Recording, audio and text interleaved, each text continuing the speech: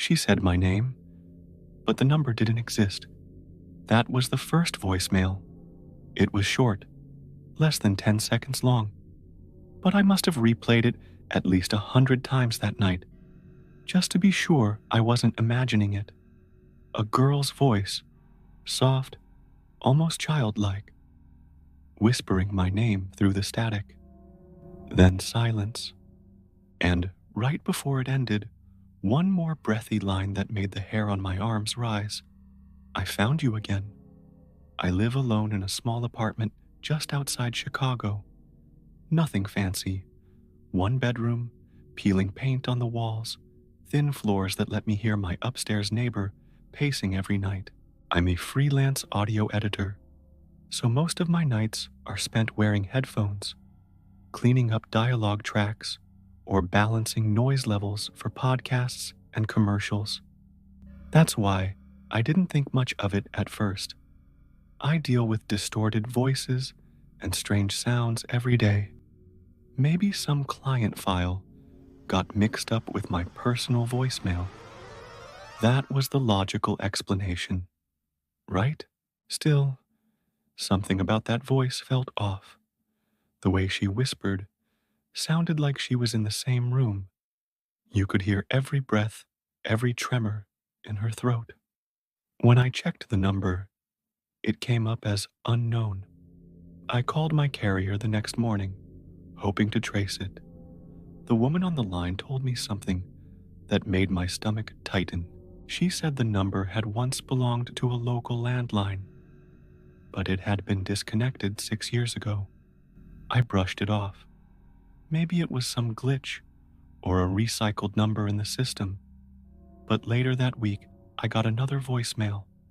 This time, it wasn't a whisper. It was humming. A low, tuneless hum that almost sounded like a lullaby. I remember holding the phone to my ear, frozen, as it went on for nearly a full minute. At the end, I heard a click, like someone had covered the microphone, and then a faint giggle. That night, I barely slept. I left my phone face down on the table, but I couldn't stop glancing at it, expecting it to light up again. Around 3 a.m., it finally did. My heart jumped as the screen glowed in the darkness. One new voicemail. No missed call. Just the message. My hands shook as I pressed play. There was static. Heavy, grinding static. Then that same whisper, "You never answered me, Daniel." I dropped the phone. I hadn't told anyone about the voicemails. No one even called me Daniel anymore. Not since college. I hadn't used that name publicly in years. The next morning, I checked the message again, but it was gone. No new voicemail, no record of a call. That S. When I realized something I hadn't noticed before, every time I got one of her messages, my phone's clock froze for a few seconds, like time itself glitched. I thought maybe my phone was infected, maybe hacked. But deep down, I already knew. Whoever, whatever, was calling me wasn't alive. After that night, I couldn't stop thinking about the voice. I tried to rationalize it, told myself it was spam, or maybe some audio prank. But every time I pressed play, that chill crept back into my spine. I started noticing little things too. My phone would vibrate, but when I checked, there was no notification.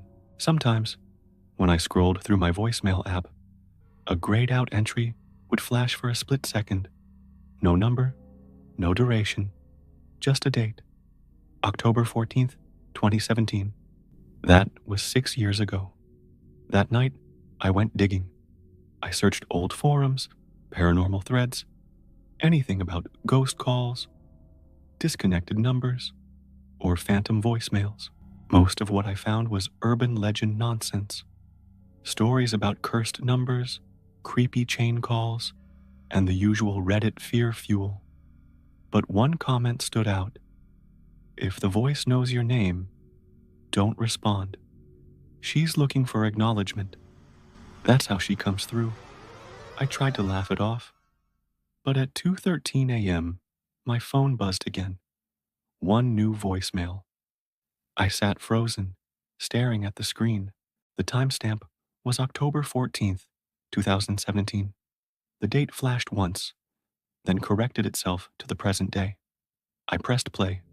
This time, there was no static, only a faint, echoing sound, like dripping water in a small room. Then, her voice. "Do you still live on Oak Ridge Drive?" My chest went cold. That was my old address, the one I'd moved from 6 years ago. I didn't finish listening. I hung up, deleted the message, powered my phone off, and shoved it in a drawer. But when I woke up, it was sitting on my bedside table. Screen on, voicemail icon flashing. That was the night I decided to trace the number myself. I used a tool ID bought years ago for work. It let me access detailed metadata on call files. The latest message, the one asking about Oak Ridge Drive, had an attached location ping. Coordinates. They pointed to a small cemetery outside the city. I thought maybe it was some scam, some messed up hacker trick. Still, curiosity got the better of me. The next evening, I drove out there. The place was old. Overgrown grass, crooked headstones, fog hanging low across the field. I parked near the gate and checked the coordinates again. They led me deeper in, near a willow tree that looked half dead. That's when my phone buzzed. Another voicemail. I didn't even touch it. I just listened on speaker. At first it was quiet. Then came the sound of crunching gravel. Footsteps, slow and deliberate. And then, the voice. "I told you. I'd find you again." I spun around, heart pounding, but there was no one. Just the sound of my own breath in the cold air. When I looked back at my phone, the screen had gone dark and reflected in the black glass. I swear, for half a second, I saw a face behind me. A girl, pale, with her mouth slightly open. I ran. I don't know but remember thinking. Just the sound of my boots slamming against wet ground and my breath catching in the cold. When I finally made it back to my car, I locked the doors, gasping. The voicemail was still playing. Through the tiny speaker, her whisper bled into the silence. "Don't leave again." Then a faint sob, and a long, high-pitched ring that made my ears ache before the message ended. I didn't sleep that night. Every creak in the apartment made me flinch. Every notification sound made my heart skip. I even thought about smashing the phone, but a part of me, some sick, compulsive curiosity, wanted to know who she was. The next morning, I noticed something new. My voicemail list had changed. The previous entries were gone, but one new message had appeared at the top. This one had a contact name attached. Lydia. Voicemail. I froze. I didn't know anyone named Lydia. Still, I clicked play. At first, it was that same humming again, the one that sounded like a lullaby. But after a few seconds, another sound joined in, a faint mechanical whine, like a tape reel spinning. Then her voice, clearer than ever. "I missed you, Daniel. You stopped coming after that night." Her words echoed like they were bouncing off tiled walls. I could hear the faint drip of water again. Then, quietly, almost lovingly, she whispered, "It's still here. The room where you left me." I sat there, frozen, trying to understand what that meant. The room where I left her. I racked my brain for any memory, any connection to a girl named Lydia. Nothing. But that night, I dreamed of a basement. Concrete floor, bare light bulb, and a girl sitting in the corner, her hair wet, humming that same tune. When I woke up, my pillow was damp, not with sweat, but with actual drops of water. By the third day, I'd had enough. I drove to the local police station, showed them the voicemails, and asked if they could trace the number. The officer on duty listened to one of them and frowned. "This number shouldn't be active," he said. "It was tied to a missing persons case back in 2017. My mouth went dry. He pulled up the file on his computer, turned the screen toward me. There it was. A photo of a girl, maybe 16.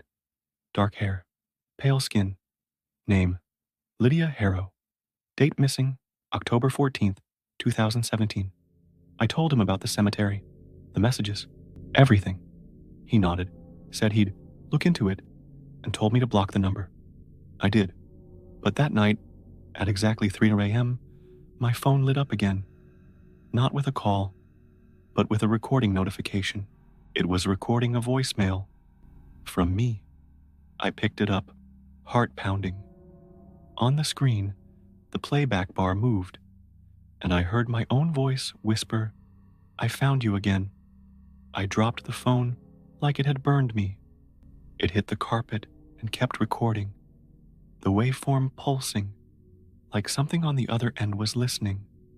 My own voice, playing back at me in real time, whispering things I hadn't said. "Don't run this time. You left me there." I yanked the battery out of my phone. For a moment, the apartment fell silent. No hum, no light, just the faint sound of rain outside my window. Then, from somewhere deep inside the walls, I heard it. The same hum, that same soft, off-key lullaby. I stood still, trying not to breathe. It was faint at first, like a vibration, but it grew louder, closer. The sound seemed to seep through the drywall, moving from one corner of the room to the other. And then, clear as a whisper in my ear, I heard her. "Come back, Daniel." Something shifted inside me. Not fear exactly, but recognition. The voice wasn't unfamiliar anymore. It was the memory that scared me. A smell came with it. Mildew, wet concrete, and metal. My dream. The basement. I couldn't explain how, but I knew where I had to go. That night, I drove back to my old address, the one she'd mentioned in the voicemail. The place had been condemned years ago, its windows boarded up, the front porch caved in. I parked a few houses down, the streetlights flickering overhead, and walked toward it. Each step echoed too loudly in the silence. When I reached the front door, my phone vibrated. Even though the battery was still in my pocket, detached. The screen flickered to life. New voicemail. Lydia. My thumb hovered over the play button. Then I heard it. Not from the phone, but from inside the house. A single knock, then another, then a dragging sound, moving slowly across the floorboards. The door creaked open an inch on its own. I don't know why, but I went inside. The smell hit me first. Rot and stagnant water. I shone my flashlight across the hall, and that's when I saw it. Faint footprints leading toward the basement door. Bare, small prints, as if made by wet feet. The door was cracked open. I pushed it, the hinges groaning, and shone the light down the stairs. The bulb at the bottom flickered weakly, and then I heard her voice again, coming from below. "You remember now, don't you?" For the first time it hit me. The memory she'd been trying to force back. Years ago, during college, I'd rented this very basement to use as a cheap studio space. I'd recorded demo reels for local actors and singers. One of them was a girl named Lydia. Quiet, nervous, sweet voice. She'd come in late one night during a storm. I remembered a flash, a scream, a fall, her slipping near the exposed electrical wiring by the sump pump, a surge, then silence. My phone buzzed again, even though it was dead, and from behind me, a soft, wet hand touched my shoulder. You left me in the dark, Daniel. I turned around slowly. There she was, or what was left of her. Lydia stood halfway up the basement stairs, soaked to the bone, her long hair hanging over her face like strings of seaweed. Her skin was gray-blue, bloated, the way drowned things look when pulled from cold water, but her eyes were wide and still alive, shining through the dark.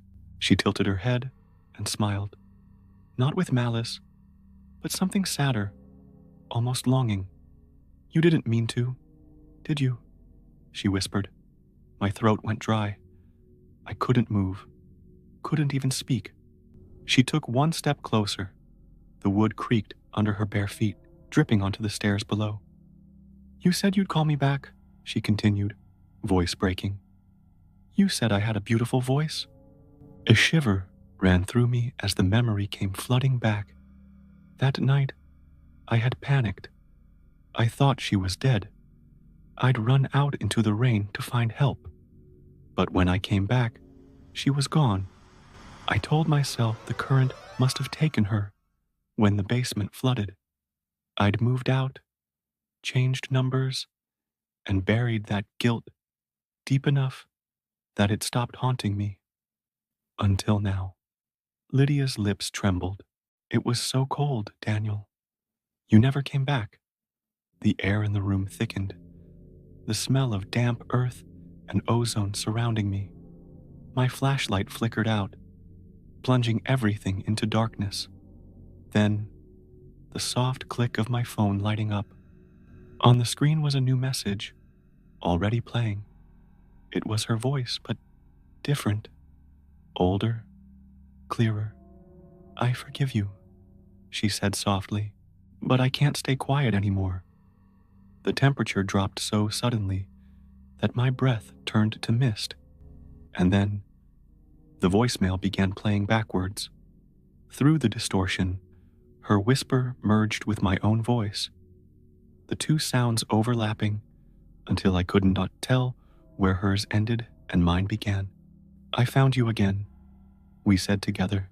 I stumbled backward out of the house, barely remembering how I got to my car. When I looked back, the porch light, which hadn't worked in years, flicked on, glowing faintly yellow. I drove home in silence. For days afterward, I couldn't bring myself to touch my phone. But it didn't matter. The messages started showing up everywhere. On my laptop, on my studio equipment, even through the speakers in my car. Each one the same length, each one ending with that same whisper. I found you again. I moved out of that city 3 months later. Got a new number, new address, new life. But last week, I got a notification. New voicemail. Lydia. Timestamp. October 14th. The date she died. I didn't press play this time, but I can still hear her, faintly, through the speaker when my phone's on silent, humming, waiting.